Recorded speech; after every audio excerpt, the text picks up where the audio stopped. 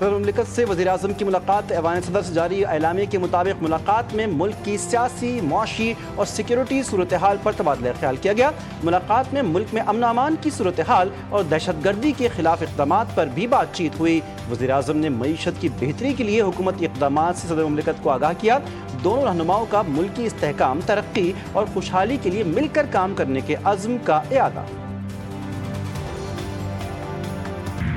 IMF کے شدید تحفظات، حکومت کا چینی کی درآمد پر ٹیکس چھوٹ واپس لینے پر غور۔ TCP نے 3 لاکھ ٹن چینی کی درآمد کا جاری ٹینڈر واپس لے لیا۔ عالمی ادارے نے معاہدے کی خلاف ورزی پر شدید تشویش کا اظہار کیا تھا۔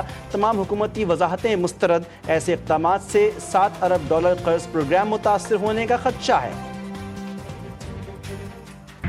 فیلڈ مارشل عاصم منیر سے انڈونیشیا کے وزیر دفاع کی ملاقات۔ ISPR کے مطابق ملاقات کے دوران دفاعی تعاون مضبوط بنانے پر تبادلہ خیال۔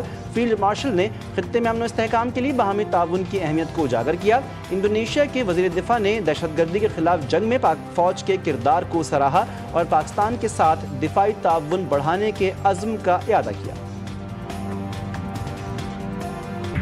شوگر ملز ایسوسی ایشن کی حکومت کو چینی کی قیمت کم کرنے کی یقین دہانی۔ وفاقی وزیر رانا تنویر حسین کی زیر سربراہی چینی کی قیمتوں سے متعلق اجلاس میں پاکستان شوگر مل ایسوسی ایشن کے چیئرمین اور سینئر ممبران نے شرکت کی۔ ایسوسی ایشن نے یقین دہانی کروائی کہ چینی کی $165 ایکس مل قیمت یقینی بنائیں گے۔ 3 دن میں چینی کی قیمت میں کمی دکھائی دے گی۔ وزیر خزانہ کا عالمی ریٹنگ ایجنسی موڈیز کے ساتھ ورچوئل اجلاس۔ پاکستان کی معیشت میں بہتری، IMF پروگرام کی کامیابی، ٹیکس اصلاحات پر تفصیلی بریفنگ۔ عالمی ادارے کی جانب سے پاکستانی معیشت پر اعتماد کا اظہار۔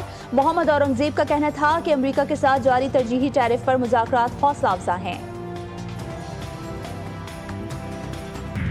نئی سولر پالیسی میں بجلی واپس خریدنے کی شرح طے، جلد وزیراعظم کو پیش کی جائے گی۔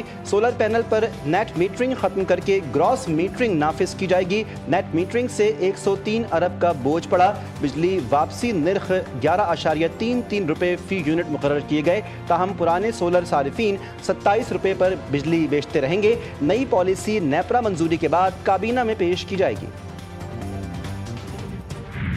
وزیر اعظم سے انڈونیشیا کے وزیر دفاع کی اہم ملاقات۔ دونوں رہنماؤں میں تاریخی، مذہبی اور ثقافتی رشتوں پر مبنی برادرانہ تعلقات پر گفتگو۔ دفاعی تعاون، باہمی تجارت، سرمایہ کاری اور اسٹریٹجک شراکت داری کے فروغ پر بھی تفصیلی تبادلہ خیال ہوا۔ دو طرفہ دفاعی معاہدے کے جلد اور مؤثر نفاذ پر اتفاق۔ شہباز شریف کو انڈونیشیا کے ساتھ سرمایہ کاری بڑھانے کا عزم۔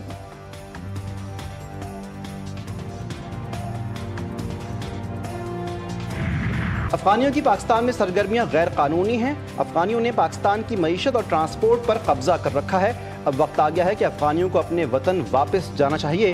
وزیر دفاع خواجہ آصف نے افغان مہاجرین کے انخلاء کے حوالے سے اپنے بیان میں کہا، ایران نے گزشتہ 1 ماہ میں پاکستان کی نسبت 5 گنا زیادہ مہاجرین کو ڈیپورٹ کیا ہے۔ قانونی طور پر مقیم افغانیوں کی مہمان نوازی کرنی چاہیے، لیکن یہ یاد رکھنے کی ضرورت ہے کہ مہمان صرف 2-4 دن کے لیے ہی ہوتا ہے۔ چین سمیت رکن ممالک کے مابین تعاون کے نئے باب کھلنے کی امید۔ بیجنگ میں شنگھائی تعاون تنظیم وزرائے خارجہ کونسل کا اہم اجلاس۔ نائب وزیر اعظم اسحاق ڈار نے پاکستان کی مؤثر نمائندگی کی۔ چینی صدر شی جن پنگ سے تاریخی ملاقات۔ علاقائی استحکام، باہمی اعتماد، اقتصادی ترقی اور یوریشیائی ہم آہنگی کے نئے امکانات پر گفتگو۔ دفتر خارجہ کے مطابق چینی صدر نے وفود کا خیر مقدم کیا۔ شی جن پنگ نے کہا، SCO یوریشیا کے بڑے حصے کو جوڑتی ہے۔ وزیر خارجہ اسحاق ڈار کی قازقستان کے ہم منصب سے بھی ملاقات ہوئی۔ دونوں رہنماؤں کا پاک قازق دو طرفہ تعلقات کو مزید گہرا کرنے کا عزم۔ Strongly condemn the unjustified and illegitimate aggression by Israel against the Islamic Republic of Iran and the US strikes on its nuclear facilities. Such illegal actions directed against SCO member states are unacceptable. اسرائیل کی ایران پر جارحیت اور امریکی حملے قابل مذمت ہیں۔ وزیر خارجہ اسحاق ڈار کا شنگھائی تعاون تنظیم وزرائے خارجہ کونسل کے اجلاس سے خطاب۔ غزہ میں اسرائیلی مظالم پر شدید تشویش کا اظہار کرتے ہوئے مطالبہ کیا، غزہ میں عالمی برادری اپنا کردار ادا کرے۔ اسحاق ڈار نے ایرانی وزیر خارجہ عباس عراقچی سے بھی ملاقات کی۔ دونوں رہنماؤں نے مختلف شعبوں میں دو طرفہ تعاون کا جائزہ لیا۔ वज़ीर दाखिला की ईरानी सदर के साथ बैठक, जंग में फतह पर मुबारकबाद। सुप्रीम लीडर की क़यादत को खराज तहसीन पेश। मसूद पेज़ेश्कियान ने जंग में पाकिस्तानी हिमायत को नाकाबिल फरामोश करार दिया। वफाकी वज़ीर दाखिला की मुशीर ईरानी supreme leader doctor Ali Akbar विलायती से भी मुलाकात हुई। मोहसिन नकवी का कहना था कि जंग हो या अमन, पाकिस्तान और ईरान हर मौके पर एक साथ हैं, दुश्मन कोई रखना नहीं डाल सकता।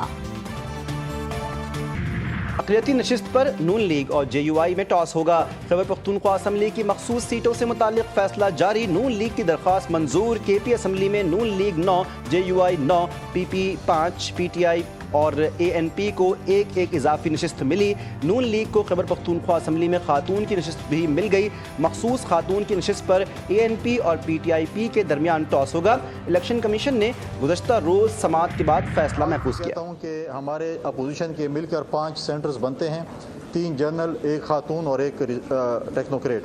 तो हुकूमत अगर चाहती है कि बिला मुकाबला इलेक्शन हो जाए, ये बातें जो भाई फ़लाँ मेंबर बिक रहा है, फ़लाँ ले हो रहा है, तो ये नहीं होनी चाहिए। हॉर्स ट्रेडिंग रोकना हुकूमत का काम है। हुकूमत को चाहिए कि हॉर्स ट्रेडिंग से जान छुड़ाए। गवर्नर खैबर पख्तूनख्वा फैसल करीम कुंडी की मीडिया से गुफ्तगू। कहा, मौलाना फजलुर रहमान और अमीर मुकाम से मुलाकातों में दोनों ने यकीन दहानी करवाई थी कि अपोजिशन जमातें इकट्ठी सेनेट इलेक्शन लड़ेंगी। गवर्नर खैबर पख्तूनख्वा सेक्रेटेरिएट का वज़ीर आला सेक्रेटेरिएट को खतरसार असम्बली इजलास बुलाने का मुतालबा। पाकिस्तान तहरीक इंसाफ को बड़ा झटका। इलेक्शन कमीशन ने जाली तालीमी असनाद और असासे छुपाने के इल्ज़ामात पर रुकन कौमी असम्बली जमशेद दस्ती को नाअहल करार दे दिया। दोनों दरख्वास्तें मंजूर। फैसला महफूज किए जाने के बाद सुनाया गया। जी के 90 दिन में आर एंड फार, उनका मतलब ये था कि जी एटलीस्ट 90 डेज़ में तो कोई आउटकम होना चाहिए। खान साहब की तहरीक शुरू हो चुकी है और खान साहब कह चुके हैं कि जी इसका पीक होगा 5 तारीख को, और 5 तारीख खान साहब के अरेस्ट के 2 साल पूरे हो जाएं। पार्टी किसी और जमात की मर्जी या पसंद नापसंद पर नहीं चलती। हमें दिल बड़ा रख कर सियासत करनी चाहिए।